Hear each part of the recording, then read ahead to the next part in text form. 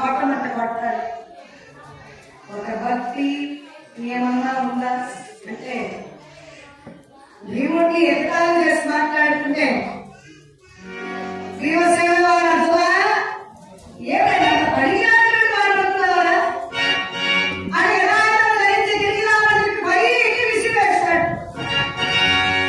ఓ పార్వతీ పరమేశ్వరులారా, మీరు ఇప్పుడు ప్రత్యక్షం కాకపోతే ఈ గదాయుధం నా నెత్తిన పడి నా తల వేడి అక్కడ అవుతుంది. అప్పుడు పార్వతీ పరమేశ్వరుడు గడ్డ బాగా పరుగు పరుగులో వచ్చేస్తున్నారు. ఆ ఆశ్రమం ముందు నిలబడ్డారు. నాయనా విమానసేన, ఈ భక్తికి వెతుకుతున్నాను, ఏమైనా కావాలి, ఏమైనా కావాలనుకో అంటే ఆ మాటలు విన్నటువంటి భీమసేన అంటారు, అన్నయ్య డబ్బులంటారా, నాయనా అన్ని సరేనా లోపలి రండి రండి అంటారు. అంటే ఈయన పరమేశ్వరుడు, ఈయన మెడలో నాగాభరణం ఉంది, మరి విభూతి రాసుకున్నాడు, ఈ సద్ముఖులు ధరించుకున్నాడు. ఈయనే కదా ఈయనే అందరూ దర్శించుకోండి అన్నారు. అందరూ దర్శించుకున్నారు. ఏడా అర్థమా, నువ్వు ఒక్కడే చూసావు పార్వతీ పరమేశ్వరుని, నేను అందరినీ దర్శింపజేశాను, ఇప్పుడు ఎవరు ఎవరు గొప్పవాడు అంటే అవునయ్యా, పార్వతీ పరమేశ్వరుడు ఒక్క వ్యక్తి వచ్చిస్తారు.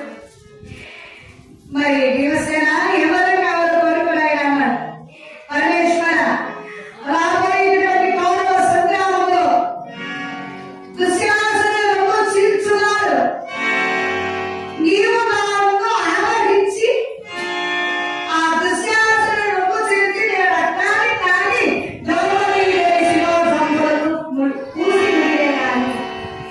ఆ సమయంలో నీవు నన్ను ఆవహించు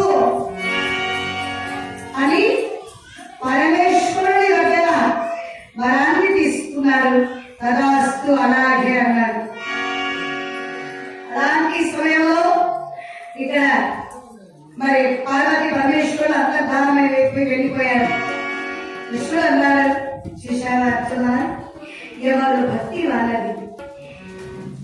పూజ గదిలోకి వెళ్ళి అదే పనిగా నమస్కరించవలసిన పనిగా ఏ పని చేసుకుంటున్నా భగవంతుని స్మరిస్తే చాలు. భీముడు ఏ పని చేస్తున్నా మనస్సులో నమశివాయ నమశివాయ నమశివాయ అంటున్నాడు. అందుకే నీకంటే మహాశివ భక్తులు భీమసేనుడు. ఎప్పుడు కూడా మనిషికి అహంకారం అనేటువంటిది ఉండకూడదు. అహంకారం మనిషిని నిలువున ముంచేస్తుంది. చాలా ఇలా ఉన్నాయా, ఒకనొక సమయంలో దేవేంద్రుడు ఆ యొక్క కర్ణుని కవచకుటంలో అపహరించుకొని పోవాలని బ్రాహ్మణ వేషంలో బయలుదేరి వస్తున్నాడు.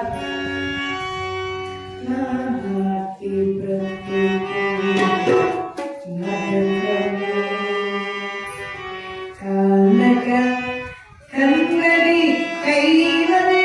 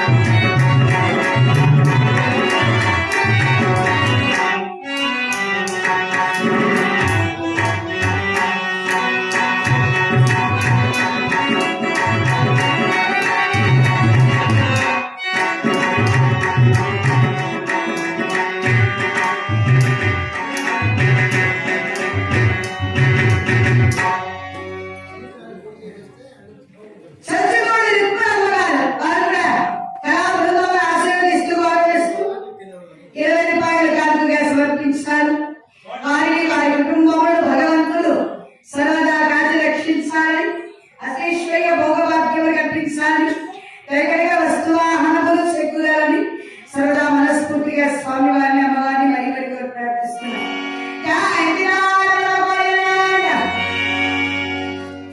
ఎప్పుడైతే ఒకసారిగా భగవన్నామ స్మరణ చేసుకుంటూ వెళ్ళి వస్తున్నారు.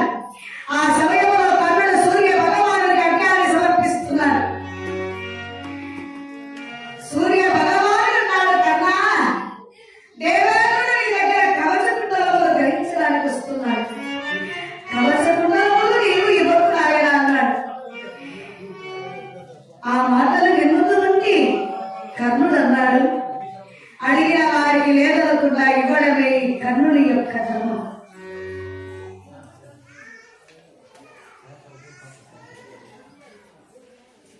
శేఖర్ రెడ్డి గారు పార్థసారథి రెడ్డి గారు వారిపై ఎలా ఉందో ఆశీర్వదిస్తూ గౌరవిస్తూ 101 రూపాయలు కానుకగా సమర్పించాలని ఎగువ పల్లాల వాస్తవ్యులు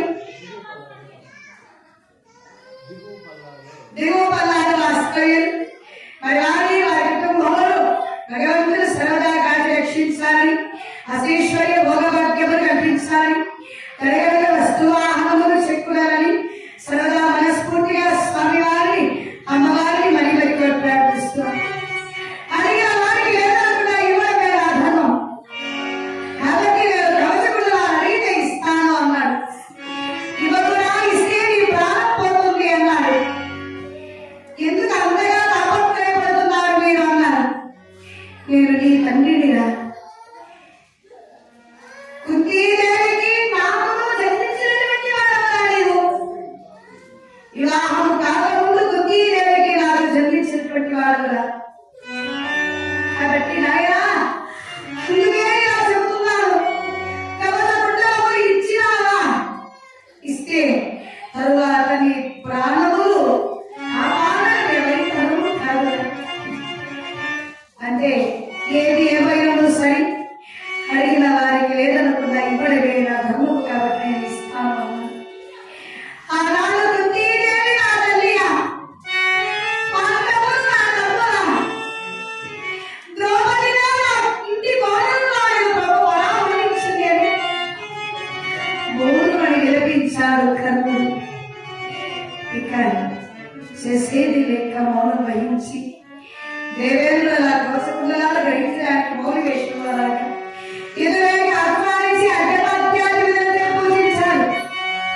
పూజించగా ఇక్కడ కవచకుండలాలను ఇవ్వవయ్యా అన్నాడు. అలాగే తీసి ఇచ్చేసాడండి కర్ణుడు. కారణంటే దేవేంద్రుడు తన మాయ వల్ల మహిమ వల్ల బంగారం వేడి స్థాయిని కల్పించాడు కర్ణునికి. అడిగిన వెంటనే కవచకుండలాలు నాకు దానాదత్వం చేశావు కాబట్టి కర్ణ నీకు ఎంత శక్తి అనేటువంటి అస్సము నేను ఇస్తున్నాను అని ఆ ఎంత శక్తి అనేటువంటి అస్సము కర్ణునికి ఇవ్వాలి.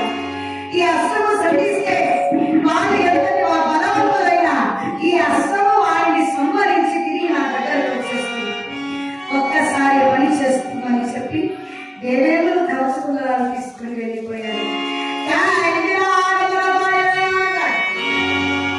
ఇలా ఉండగా పాండవులు అరణ్యవాసం సరిపోతున్నటువంటి సమయంలో సైంధవుడు ధృతరాష్ట్రుడి యొక్క అల్లుడు కథానాయకుడు బయలుదేరుతున్నాడు.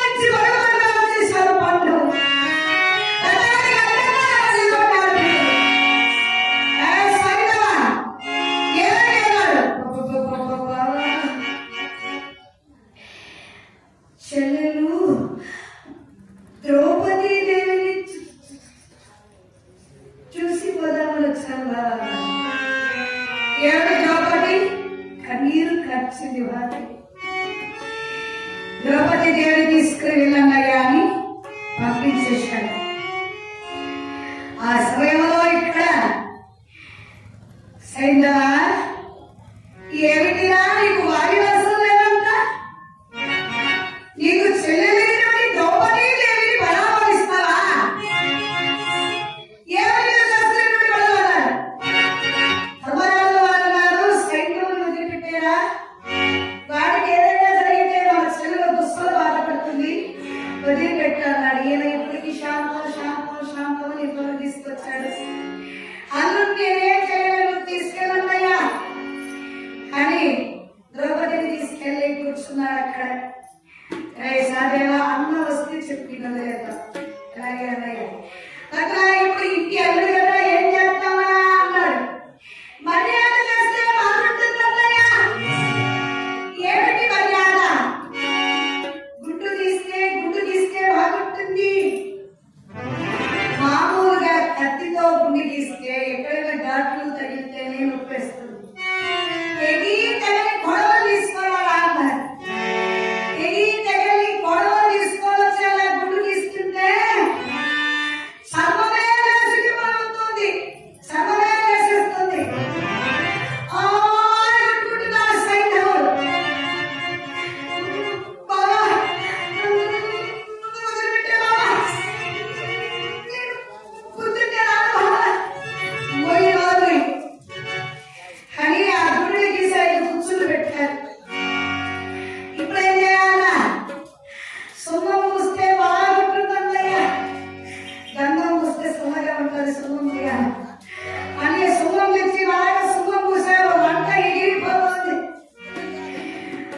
ఆ మంట ఎక్కువైపోతుంది. ఇప్పుడు రథము లేదు కాబట్టి గుర్ర గాడి, మరి గుర్రం పైన ఊరేగింపు చేస్తే బాగుంటుంది. ఇప్పుడు గుర్రం లేదు, గాడి ఎక్కడ గాడిని తీసుకున్నారు, గాడి పైన కూర్చోబెట్టారు. ఇప్పుడు మేడం ఉంటే బాగుంటుంది కదా అని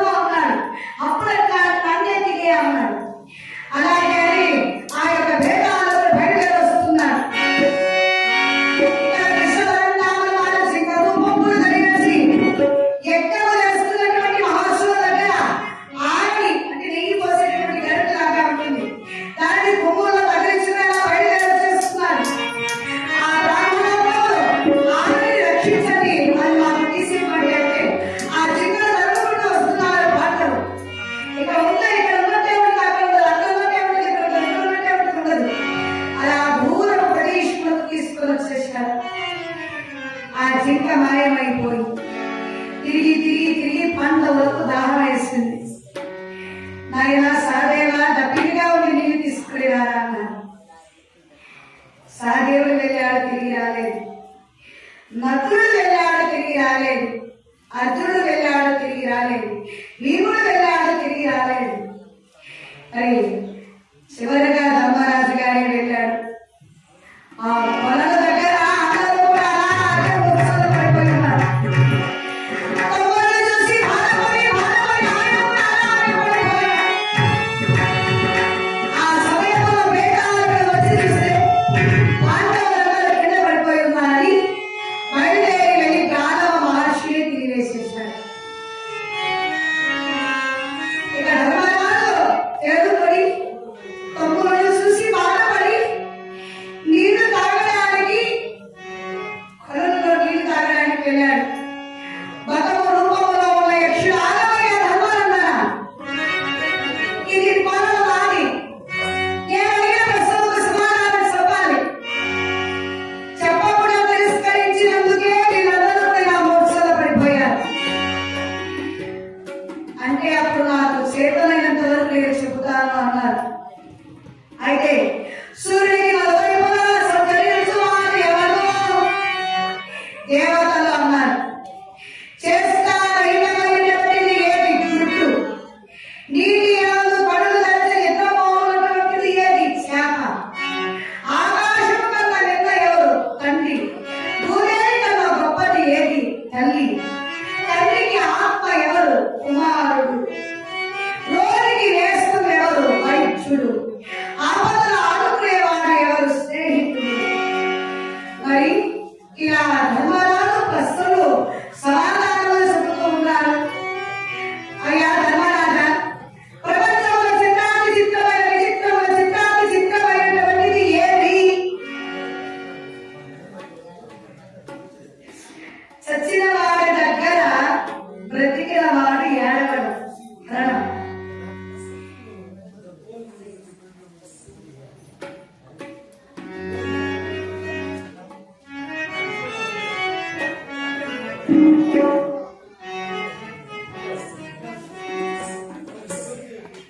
చచ్చిన వాడి దగ్గర బ్రతికిన వాడు ఏడవడు. ఇప్పుడు బాగున్నాడు, అప్పుడే పోయాడా? అయ్యో పాపం అంటాడు. ఈడేమో ఇక్కడ శాశ్వతంగా ఉండిపోయేటట్టు. మరణం ఎప్పుడు వస్తుందో, ఎప్పుడు ఉంటామో, ఎప్పుడు పోతామో చెప్పడం ఎవరి వల్ల సాధ్యము కాదు. కాబట్టి అలాంటి మృత్యు దేవత మన దగ్గరకు వచ్చినప్పుడు ఆస్వాదించక తప్పదు. అది ఎంతటి వాడైనా, ఎవరైనా, ఎప్పుడైనా, ఎక్కడైనా అని చెప్పగా సరే అంటూ అంగీకరించి, ధర్మరాజా నీ వినయములకు, నీ భక్తికి, చాతుర్యములకు నేను మెచ్చుకున్నాను. నీ నలుగురు తప్పుల్లో ఎవరినైనా ఒకటి బ్రతికిస్తాను, ఎవరిని బ్రతికిస్తామన్నారు. నలుగురిని బ్రతికించు అన్నాడు. ఎందుకు నాయన? 20 తప్పులు నీకు ఇద్దరున్నారు. భీముడు నన్ను అర్జునులను బ్రతికించమని చెప్పవచ్చు కదా. అంటే నా తల్లి మరణిస్తే కుంతీదేవికి తలకొరకు పెట్టి బిడ్డ ప్రదానం చేయడానికి పెద్ద కొడుకు నేనున్నాను. మాతృదేవికి బిడ్డ ప్రదానం చేయాలి అంటే నకులుడు కావాలి. అందుకే అతన్ని బ్రతికించండి అన్నాడు. ధర్మరాజా నీ ధర్మ కౌశల్యము నేను మెచ్చుకుంటున్నానని నలుగురు తమ్ములను బ్రతికించాడు. ధర్మరాజు ప్రత్యక్షమై ధర్మనందన, రాబోయే అజ్ఞాతవాస సమయంలో మీరు నన్ను ప్రార్థిస్తే ఎవరో గుర్తుపట్టినటువంటి నీకు కావలసిన రూపములు నీకు వస్తాయి అని చెప్పగా సరే అని అంగీకరించారు. 12 సంవత్సరము అరణ్యవాసము పూర్తయింది. అజ్ఞాతవాసం ఎక్కడ గడపాలని ఆలోచన చేస్తుండే 9వ నగరంలో అజ్ఞాతవాసం గడపండి చెప్పి బయలుదేరి వెళ్ళిపోయారు. ఇక ధర్మరాజు తన తమ్ములందరి దగ్గర తెచ్చి పెట్టుకున్నారా. ఏ విధముల అజ్ఞాతము ఏ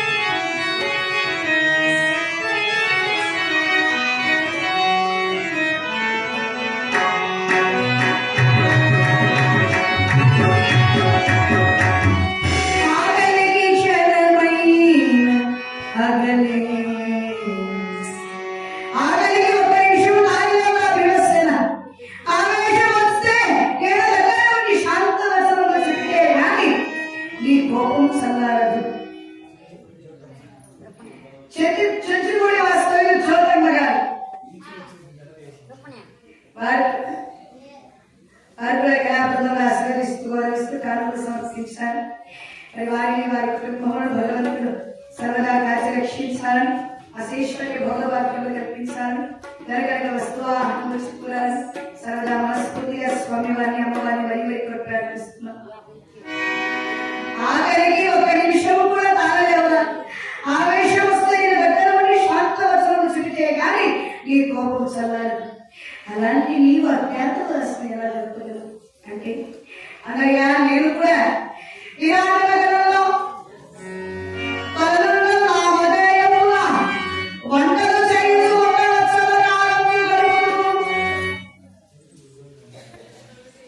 చెంచుగూడు గోవిందమ్మ గారు 50 రూపాయల కానుక సమర్పించాలని, మరి వారి కుటుంబంలో భగవంతుడు సరదా కాచి రక్షించాలి, అశేశ్వర్య భోగవాక్యములు కల్పించాలి, సరదా మనస్ఫూర్తిగా స్వామి వారిని అమ్మవారిని మరి కోరి ప్రార్థిస్తున్నాం.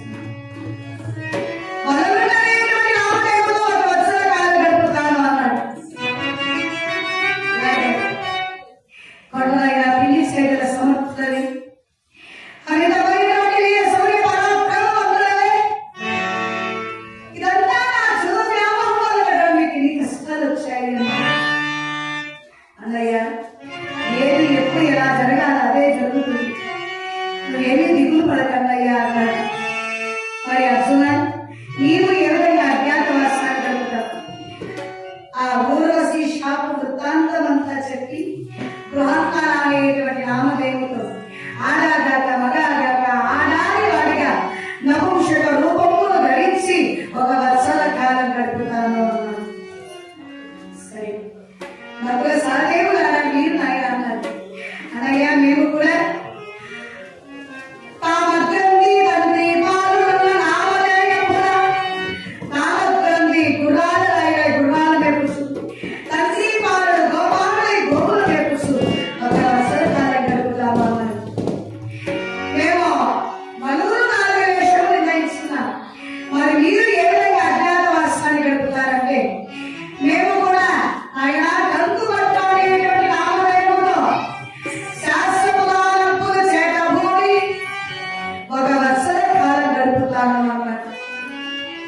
ఎందుకు అంటే ధర్మరాజు గారు రాజశ్రీయాలు చేశాడు. తనకంటే చిన్న రాజులకు సామంత రాజులకు 2 చేతులు నమస్కరించకూడదు కాబట్టి అలా బ్రాహ్మణ వేషమైతే పెద్దవాడైన చిన్నవాడైనా నమస్కరించాలి. బ్రాహ్మణ వేషములు నిర్ణయించుకున్నారు. మనం మగవాళ్ళము కాబట్టి ఏదో ఒక విధంగా అజ్ఞాతవాసాన్ని గడుపుతాం. కానీ మన భార్య ద్రౌపది దేవి ఏ విధంగా అజ్ఞాతవాసాన్ని గడుపుతుందో కదా. అంటే ఆ మాటలు విన్నుతుంది మాలిని అంటుంది, అన్నయ్య